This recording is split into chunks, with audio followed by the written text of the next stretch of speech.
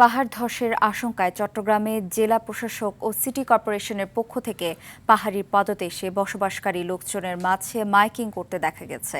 বৈরী আবহাওয়ার কারণে বান্দরবানে নদী পথে চলাচলের সতর্কতা জারি করা হয়েছে এবং পরিস্থিতি স্বাভাবিক না হওয়া পর্যন্ত 10 জুলাই পর্যন্ত ভ্রমণ নিষিদ্ধ করা হয়েছে।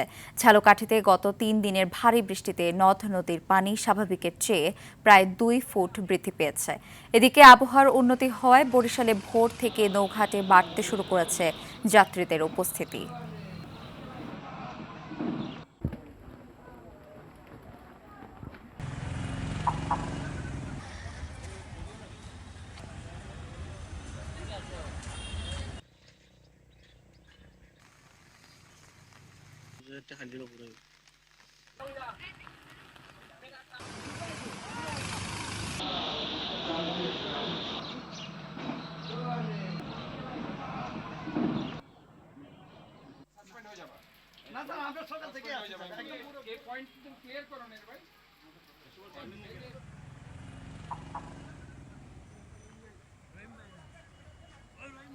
চলে যাওয়ার নিমিত্তে